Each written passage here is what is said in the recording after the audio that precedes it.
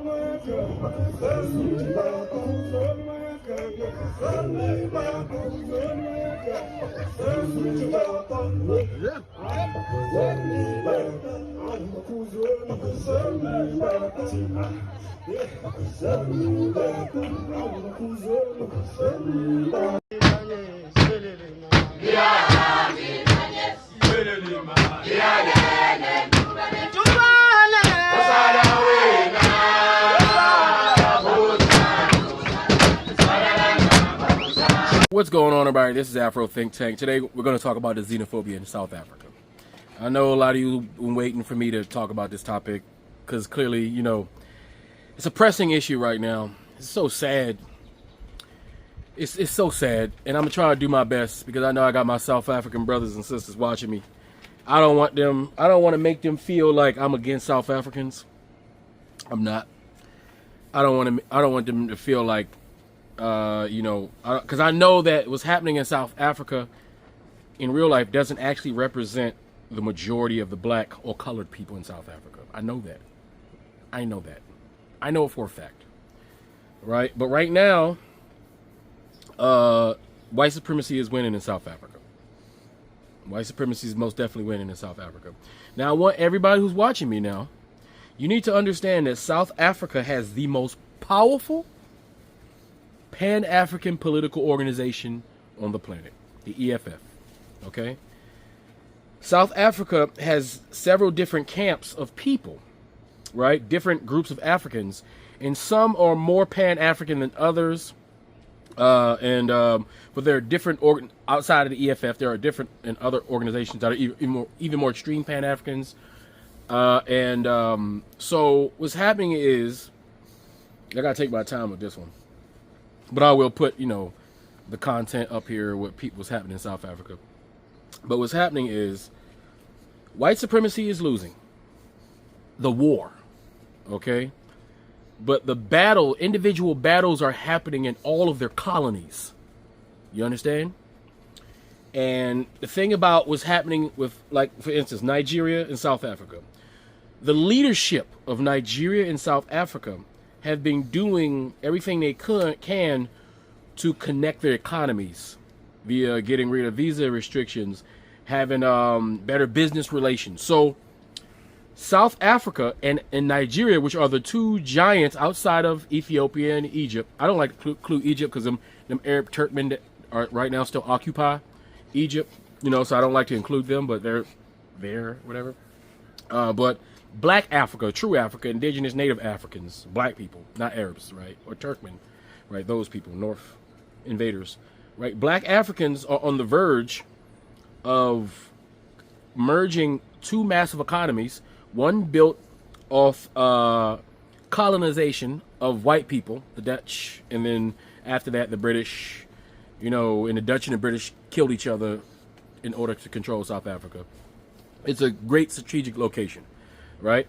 But right now, the population, even though the 7% of the population still owns mostly everything, rich white people, just mainly rich white people, because the poor white people in South Africa, they're not having a good time.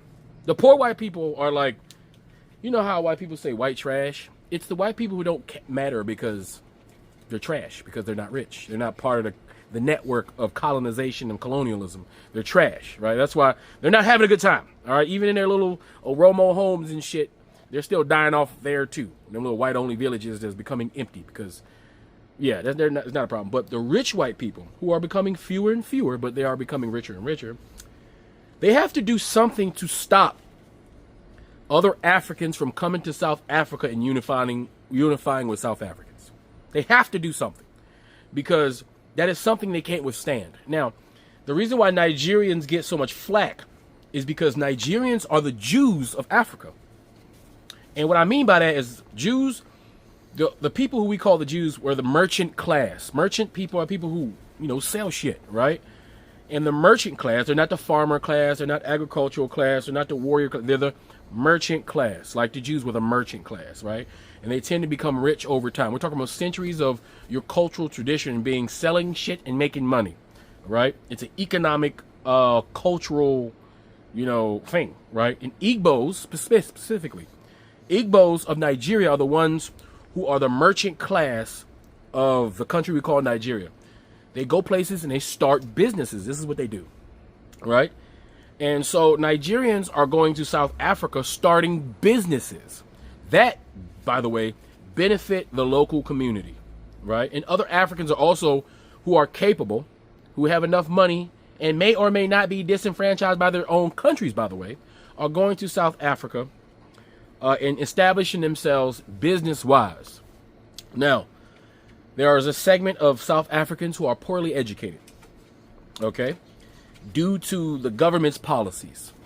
They don't know anything about the rest of their continent, right? They have been conditioned to detach themselves from the rest of Africa. The same way African Americans have been conditioned to detach themselves from Africa, because like I said, the only people who benefit from this are white people who need black people to stay disunified, because that is the greatest enemy, that is the greatest defeat for white people, is black people unifying on any level. Because once we get together, it's game over, because we can provide each other with all the resources necessary for us to thrive, and we don't need the white man at all. And if black people don't need the white man, then the white man loses leverage. White people are losing leverage in South Africa. They lost most of their political power, but they still hold political power as far as the people who finance the politicians, the millionaires and billionaires, civilians who sponsor politicians and give them money for their campaigns, just like America. Same shit, all right? You got to understand, this is the same mode of operation, just in a different place, all right? So just like America white supremacists have sponsored groups like FBA, ADOS, those groups who are meant to separate themselves from Africa, meant to be xenophobic, right? Because what you do is you take an ignorant portion of your population, you take uneducated, keep in mind, their ignorance and the lack of education and their suffering is all engineered. So it's not for any fault of their own that these people are miseducated and fall for the propaganda that their massa, teaches them. Because keep in mind, massa is still white man in South Africa right now. Even though, like I said, there are political elements that's changing that. But because that's changing, the white man has nothing to lose. It's either they fight back with every trick that they have or they die. That's it. They either fight back fight back. They have to use every diabolical trick that they can, right, in order to maintain what they have. But yet they're still receding further and further back, right? And as they recede further and further back, they attack even more, right? Same thing happened in America. We see it. We look, our president, all right, look at it. He's a result of white people who see their inevitable demise as a global super dominant culture, all their institutions, everything being taken over gradually from within, because they can't maintain numbers. They can't maintain numbers, right? So no matter how much money you got, if you ain't got the numbers, if you ain't making babies, it's just only a matter of time. So in South Africa, it's only a matter of time. But white folks are not going to just say, all right, I'll give up, only a matter of time, let me say. No, they're going to deploy their tricks. And the trick is to take the uneducated, easily manipulated, underfunded, and struggling, stressed out South Africans and tell them that their problems are not because of the government, not because of the rich white people living in the best parts of South Africa. No, it has to do with all those immigrants coming into the country, taking their jobs. Now, first of all, South Africans don't have any jobs. So what jobs are the immigrants taking, right? The people in South Africa, like the businesses, they're not going to hire a South African and pay them a living wage. Why would any capitalistic corporation who's in the business of making money want to pay their employees a decent wage? That takes away from the CEO and the shareholders' profit. Businesses are in the business of making money. Therefore, instead of hiring a South African as a corporation owned by white people, I'm going to go ahead and I'm going to go hire a Zimbabwean, because I can undercut him and pay them much less to do the same job. Now, who should South Africans be upset with? They should be upset with the corporations and companies that coerce other marginalized Africans to come to South Africa to work. Because those South Africans will not do the jobs that Zimbabweans will do for the price, for the payment at which the Zimbabweans are accepting. So an uneducated South African, right, is going to blame the Zimbabwean, right? And then they're going to organize in their little xenophobic hate mobs, and they're going to go harass people who look like them, because this is how uneducated they are. This is how so weak. These are the weakest South Africans. Every one of these South Africans participating in these killings, these rallies, these harassment of businesses, every one of these are the weakest South Africans and the weakest Africans this planet has to offer. Every single one of them. They are traitors to the black community. They are traitors to the African community. Their ancestors are ashamed of them. All right. They're an embarrassment to their culture. They're embarrassment to the South Africans. They're embarrassment to all black people. And they should be shunned and condemned to the highest extent that any black culture can do. Right? But keep in mind that they are the weapon of white supremacy, just like FBA is a weapon of white supremacy. But even I have to say, FBA has never gone this far. Because despite the lack of education in America, there is a baseline. There's a higher baseline in America for our ignorant African Americans who call themselves SBA, than the South Africans one. They're far less educated than our FBA, who are super uneducated. But most of our FBA, all they do is talk shit online. They're not gonna go outside and attack any Caribbeans. They're not gonna go outside and attack any Africans. They're not gonna go outside and do none of that shit. All they're gonna do is talk shit on the internet. That's as far as FBA is gonna go, right? Propaganda online. That's what they're gonna do, right? But you South Africans, man, y'all take it to the next level. Y'all trying to kill y'all taking physical action based off your xenophobia and hate. And you gotta understand, this is even for you Pan-African South Africans, your country is gonna pay a price for this. You gotta understand how absolutely terrible this is looking, and this is meant to make you South Africans look terrible. That way, prominent Nigerians who have money, who can invest in your communities, don't create jobs in your neighborhoods. Don't create businesses that you need. Don't create any institution that you, the South African, can benefit from. They want Nigerians in that economy that you guys are currently marrying right now to benefit each other. They don't want that to connect. They want you, South Africans, one of the biggest economies, and Nigerians, the other biggest economy, they want you to compete and be enemies. They don't want you to be friends. Because if you being friends is a problem for white people. You using each other's resources to benefit each other is a problem for white supremacy. So they need you to be an enemy. So they poke at the competitive nature of Africans, because we all got this thing, right? And everybody's compete with Nigerians because they're the most populous country. They're the most successful Africans on the continent, right? All of you South Africans and everybody listens to Nigerian music because Nigerians are the African Americans of Africa. They are. They're the second most popular group of Africans on the planet. African Americans and Nigerians. Just so happens African Americans are Nigerians are the same people, because we are literally the reason why African Americans we shine so brightly and we're so forthcoming and we're so go get it is because we're Nigerians. Right? We are a sample size of what all of Nigeria is. Right? And all of Nigeria is a sample size of what all of Africa can be. Right? Because Nigerians are a collection of other Africans from other places that pooled in a very fertile crescent of the Niger Delta Congo river basin. All right. So it's just sad to see it, because you already know all the white news networks, they're going to promote this. They're going to put this everywhere. They want everybody to see how xenophobic and terrible South Africans are. That's what they want to see. They want to show, even if it's only happening in isolated incidences, they're going to make it seem like it's the whole country. And I know it's not the whole country. I know South Africans are against this mostly. I know that the EFF is against this. This is anti-EFFF, right? And so to quiet the Pan-African movement, because the EFF being a legitimate and recognized and empowered political party makes Pan-Africanism more dangerous because they have political representation.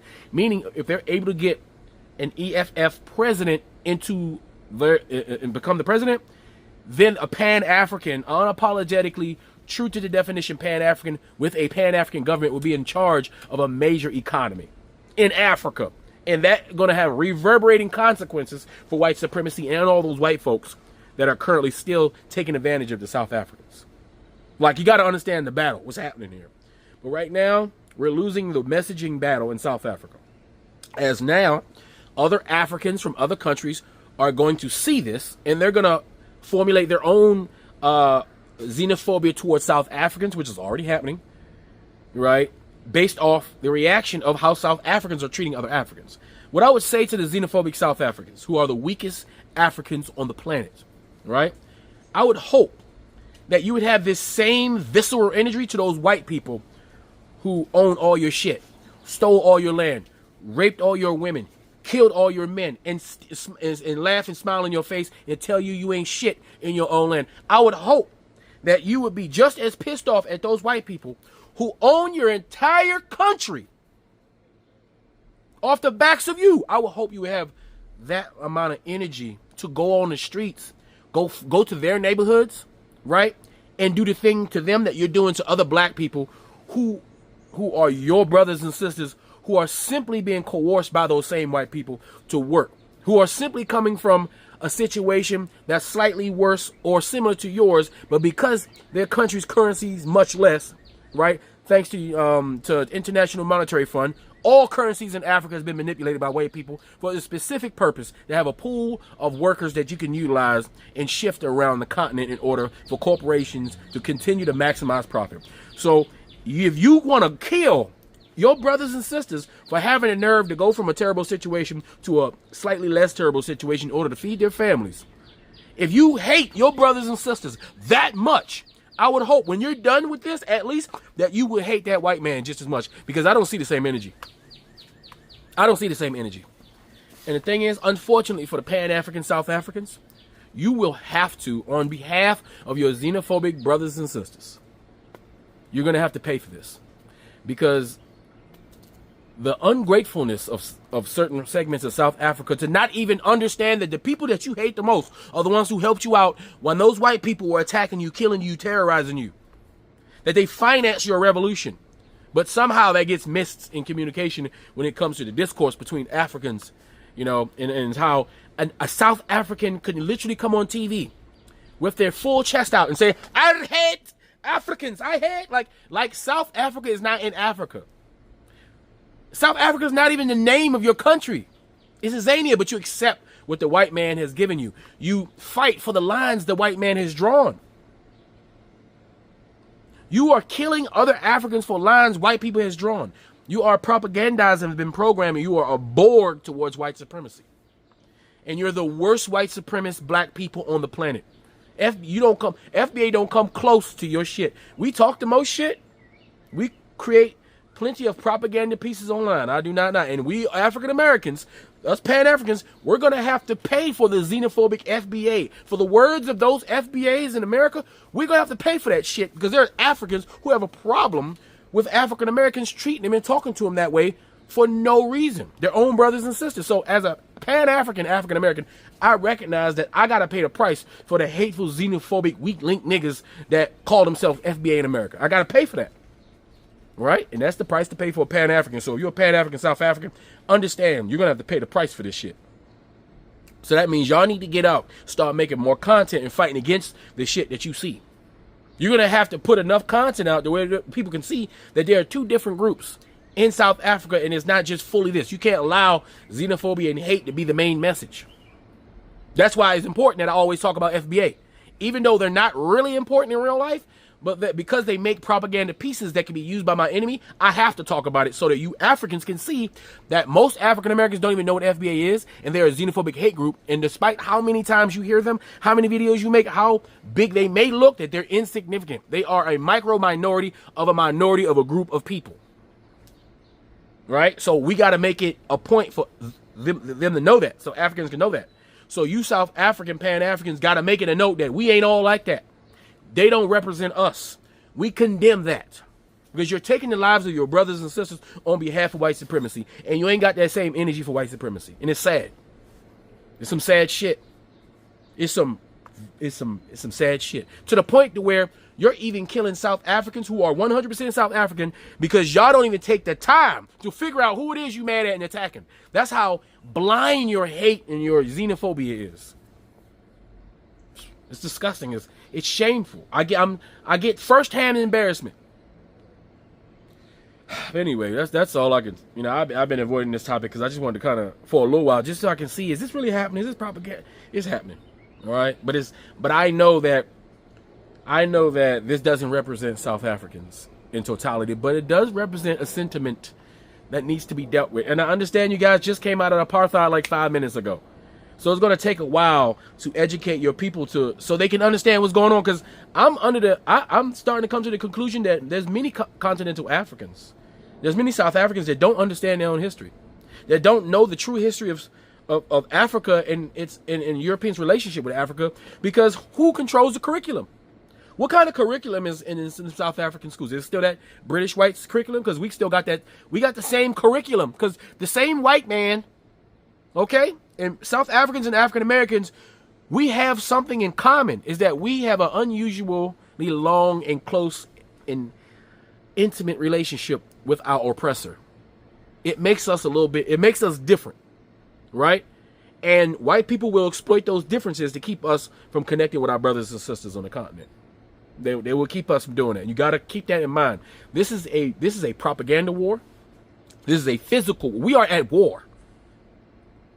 Since the Dutch and the Spaniards and the Portuguese came to Spain and Congo and Angola, we have been at war.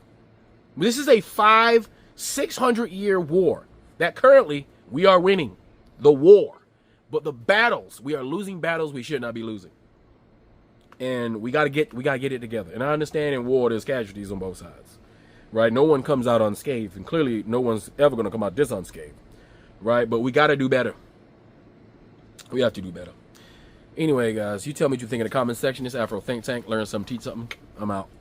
What is happening to African migrants in South Africa is wickedness. How do you look at another African, someone who looks like you, and then you decide they are the enemy? You left the people who own the land, the systems, the history of your suffering. It is your African brother you want to beat, you want to oppress, you want to chase out of their own land. As far as I'm concerned, Africa is one. For what? Because politicians have failed you. Unemployment is high. Your government has not delivered. Poverty is eating everybody alive. So instead of facing the people with power that can actually turn your life around, you turn around and attack the vulnerable people. South Africans, are you guys okay? And President Ramaphosa, this is on your table too. You cannot lead a country where African migrants are being hunted, harassed, and then you offer your so-called soft statements while your people are terrorizing every other person. You came online on air and condemned their actions. My dear, it's not enough. Where are the arrests? Where is the accountability? Where is the clear message that no mob has a right to terrorize another, and if they do so, you throw them in prison? Because when police stand there and people are not arrested, what message does that really send to the rest of Africans? It tells the victims you are on your own. Let me tell you something. The trauma from this will not end when the cameras leave. There are children watching their parents being threatened. There are mothers sleeping with their eyes open. There are fathers who went to South Africa to work, to do business, to survive, to send money home. Now they're living like criminals. Do you know what that does to a person? It breaks their sense of safety. It teaches children that black lives are only valuable when they are from the right country. It creates a wound that can last for generations. Why do we sit and watch evil flourish? Why are our governments not applying serious pressure? Because this nonsense has gone on far too long. And no, I'm not calling for violence. We do not need to become the evil we are condemning. But there must be consequences. The African Union must stop issuing empty statements and demand real protection for migrants. Every attack must be documented. Every victim must be supported. Every perpetrator must be named, arrested, and persecuted. Businesses and organizations that support xenophobic movement must be exposed and boycotted. African countries must create emergency hotlines, evacuation plans, and legal funds to their citizens, like Ghana did. Nigerian government, where are you? What are you doing for your citizens? Because enough is enough. Apartheid should have taught South Africans what it feels like to be dehumanized, to be treated as less than human. So how dare you turn around and do it to other Africans like you? South Africans don't want to hear this, but I'm going to say it anyway. We have a terrible culture in this country of protecting crime when it's done by our skin color, our bloodline, our surname, our tribe, our friend. We have a culture of blaming our demise on other people instead of looking at us. That's the reason why there is so much corruption that's causing our country to bleed. Many people know where the gang member stays, but they won't confront him. Many people know where the police officer and the traffic officer who takes bribe lives, and they won't confront them. Many people know where the corrupt nurse stays and the politician who's corrupt stays. They know them by name. They can even tell you stories of their corruption, but they won't confront them. Many people know that guy that's driving big cars, and they know that he robs banks and hijacks cars and does all of these things, and they won't confront him. But we will go and lash out against foreigners. Check this out. Close to 2,400 South Africans get arrested every single day. Our prisons are flooded in South Africa, and 85% of the people there are South Africans. This is so worse. About 127 women get raped every single day in South Africa. And what is said is that half of those happen in the home. The parent, the spouse, the sibling, the relative, and the neighbor. How sad is that? About 10 to 15 women get murdered every day in South Africa. 71 to 75 people get murdered in South Africa every single day. Outside a war zone, we are the most dangerous country to live in. This doesn't just stop there. We lose about 150 billion rands a year to corruption, even more. Tenders, procurement, corruption, fraud. Like, that's a lot of money. Let's not stop there. Let's not stop there. We as South Africans, we spend about 414 million rands on alcohol a day. That's about 2.9 billion rands a week that we spend on alcohol as South Africans. We have terrible road accidents because of alcohol. We have high volumes of crime, violent crimes because of alcohol. We can just keep going. Close to 400,000 teenagers drop out of high school every single year in South Africa. Teenage pregnancy has something to do with it. Drug addiction has something to do with it. Gangsterism has something to do with it. And then family issues have a lot to do with it. We as South Africans are a broken nation, but none of us wants to look and solve these things. About 63% of children born in South Africa by South Africans don't have a record of a father. 63% fatherless nation. If you go to juvenile prisons across the whole South Africa, you find that most of the inmates there had an absent father or had a present useless father. This is terrible. South Africa is known as a place where fathers run away from responsibility. It's so popular that we've even normalized it in this country. But it's easy for us to lash out on others instead of looking at ourselves. Now, the immigration crisis in this country is a real problem, and it has to be dealt with as a crisis. We have to respond to it like a crisis. But to now put a blanket approach on all foreigners, when there are many documented foreigners in this country, when there are many hardworking, honest foreigners in this country, and we just say, you don't belong here. And look at what's happening now. We are even victimizing Tsonga people and Venda people. And now they must go around with IDs, and these people are South African. We are a nation out of control. We are a nation hungry for anarchy. We are a nation that refuses to confront itself. That, my friends, is the real pandemic we are facing in this country.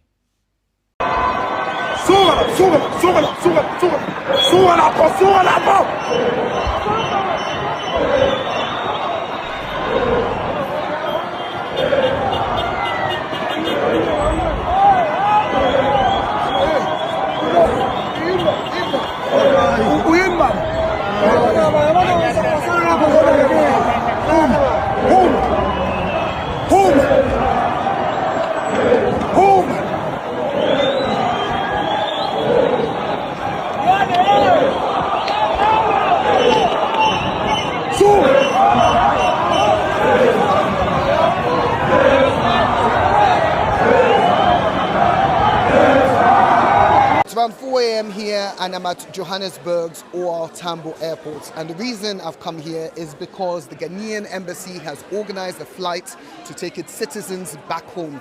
It says it's doing this because it wants to make sure its citizens are safe. This follows protests across many South African cities over the past month against illegal migration. They've been organized by a citizen group called March and March, and they say that they want the government to do more to tackle the problem of illegal migration here.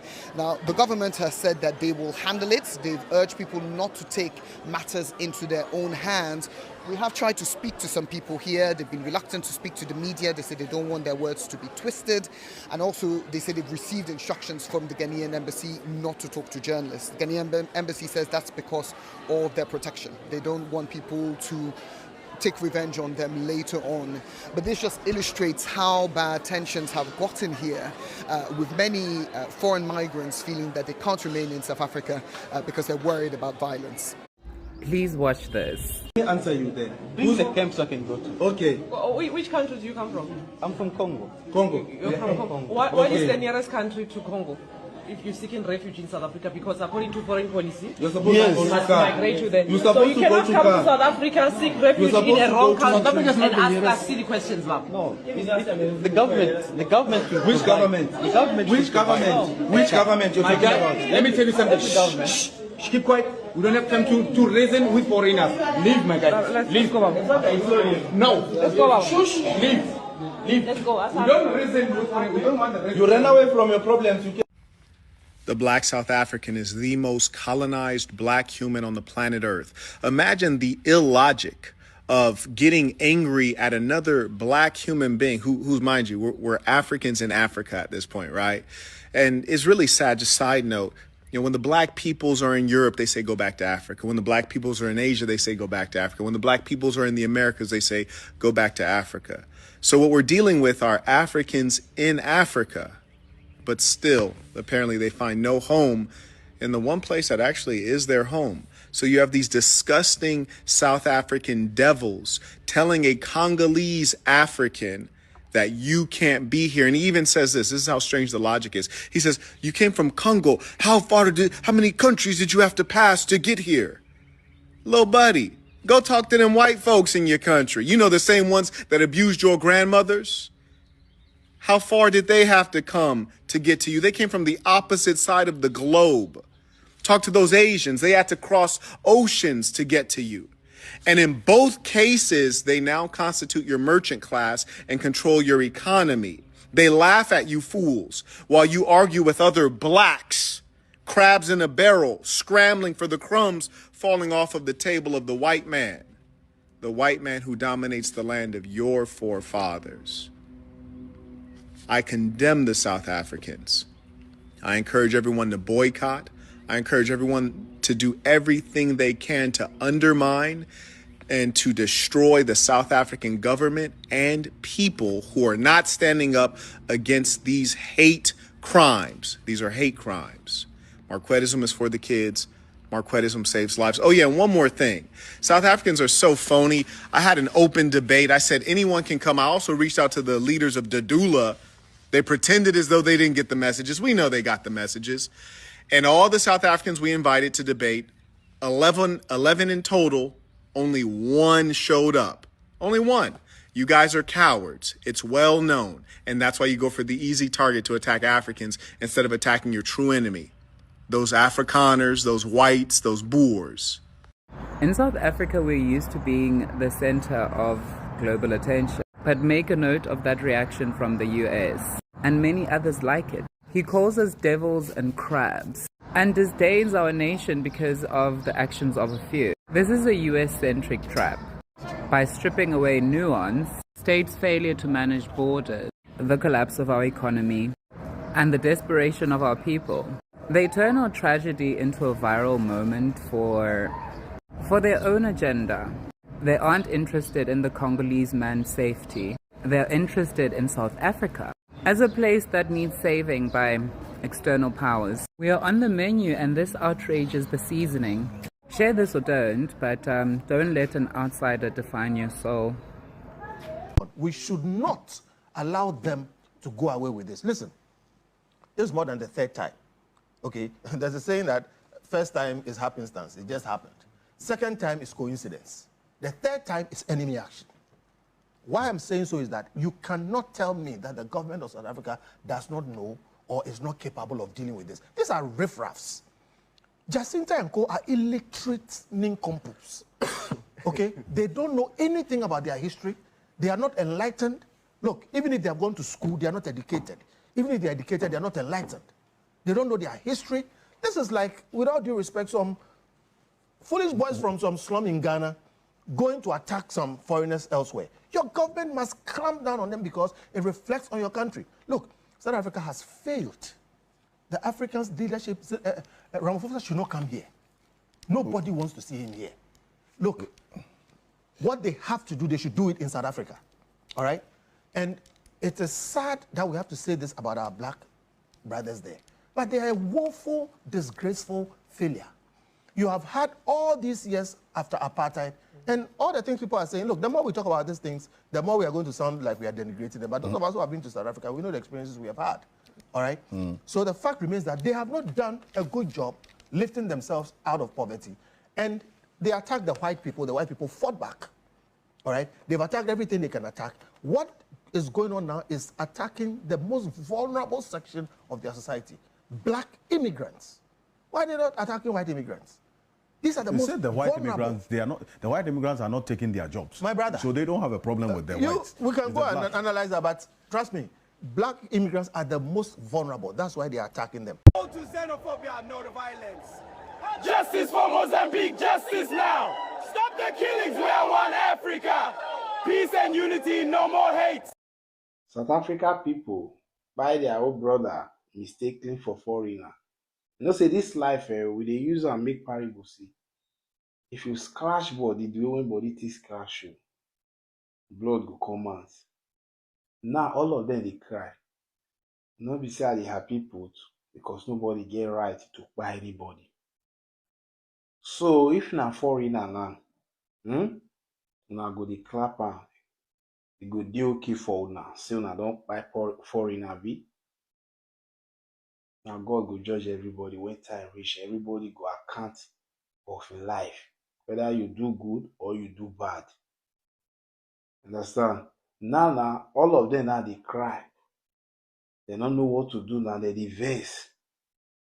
They vex enter street now begin find foreigner again.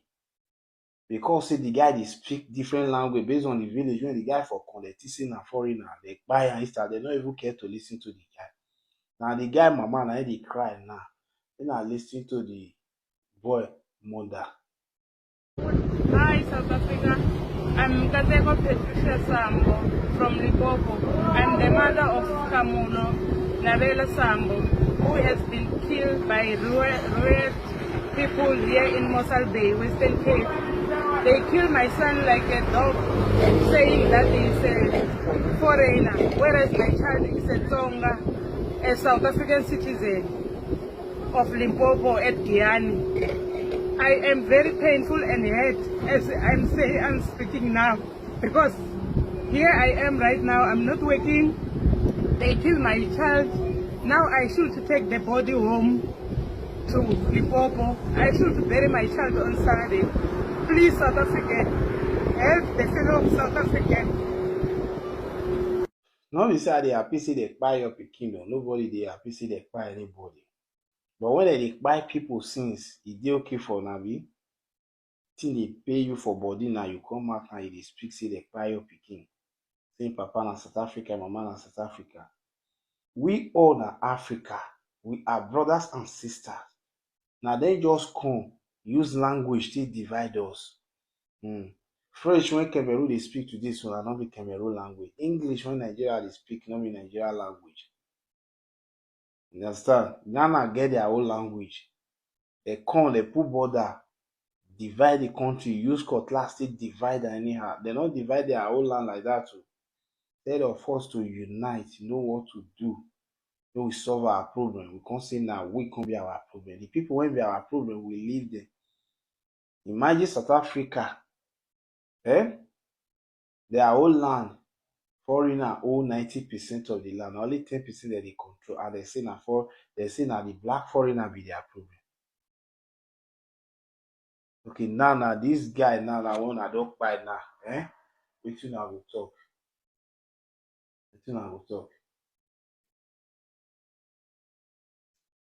All the people want they buy since they don't get mama be. The way when this woman take dey in pain, now so those one mama, their brothers, their papa, still take dey in pain since. Then I say the pain when other people dey face since. When they feel, when we do well, or else we go remain like this forever. We not go develop, we not go open eye, we go dey sleep as an Africa. They are scared of white people. Look at them. When they speak to a white person, they are very respectful. They show manners. When they speak to a black person, they are violent. But let's ask a question. After you marched and say you don't want Zimbabweans, you don't want Nigerians, you don't want Ghanaians, you close shops, you march. Why are you not coming back to tell us the following day that after that march, we expelled 10 Zimbabweans, and out of those 10 Zimbabweans, were able to give 10 South Africans jobs? There is no such a report. Why? Because now Kuba ma Zimbabwe, hauna misebetsi, batho bale ba ma Zimbabwe, ba etsa misebetsi e lona le sabatleng ho etsa because those are slaves jobs. They don't pay anything. You want proper jobs. You want a job with a pay slip, with an appointment letter, with pension, with medical aid, and you deserve it. But why are we fighting each other? It is the same people who made us fight each other during apartheid, black on black violence. They sponsored it. The same provinces where blacks were killing blacks during apartheid, sponsored by apartheid government, is the same provinces where blacks are beating blacks today. The script is the same. The right of the script is the same. After removing a black child from school, when the black children were removed from school with bullets in 1976, when our parents were removed from school because they did not have school fees, I must play that role. Me, I will never do it. I'm not going to take a pregnant woman out of a clinic because she's not South African. She gives birth of an African child at the gate, and that child dies.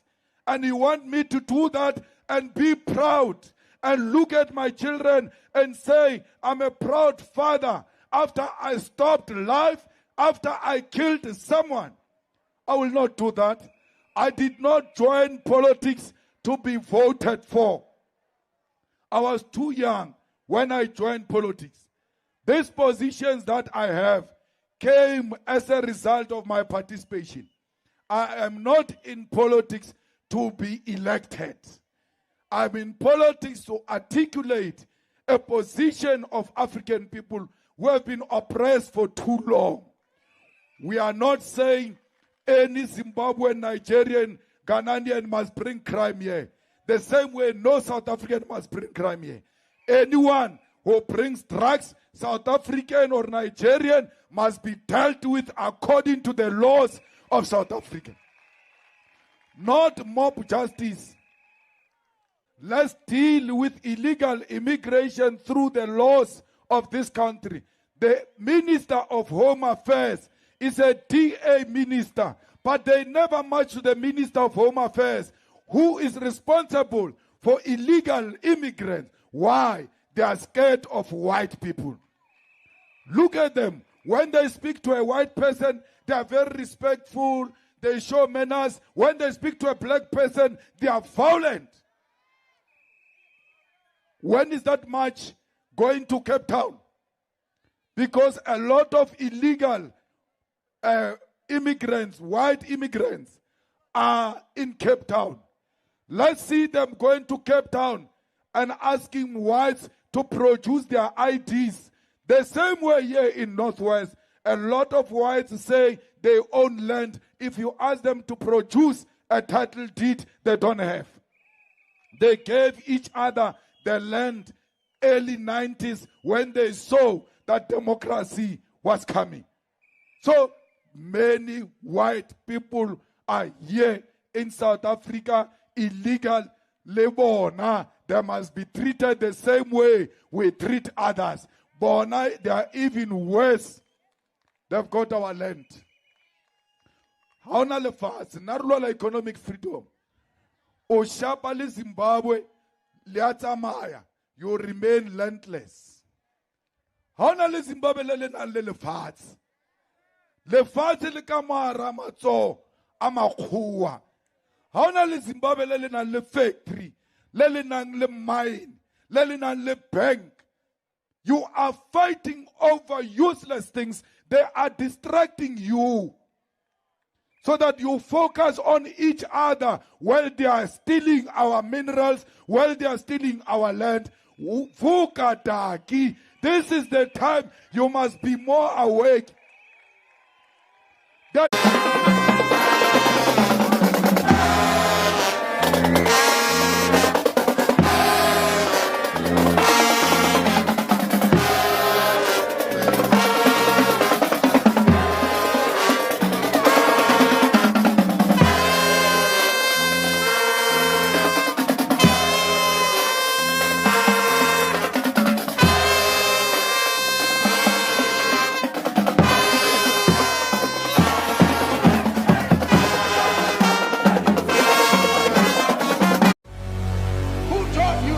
The texture of your hair? Who taught you to hate the shape of your nose? Who taught you to hate the color of your skin to such extent that you bleach? Who taught you to hate yourself from the top of your head to the soles of your feet? Before you come asking Mr. Muhammad, does he teach hate? You should ask yourself, who taught you to hate being what God gave you?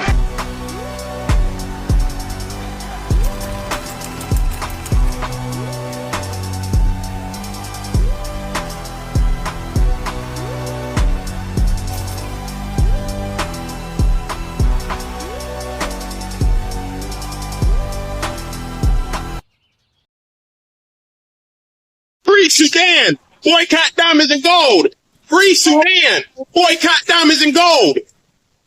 We most definitely cannot forget about the people of Sudan. Thanks for watching Afro Think Tank. Don't forget to like, share, and subscribe. And follow me on Substack and Patreon for more content. Remember, it's Pan-Africanism or nothing.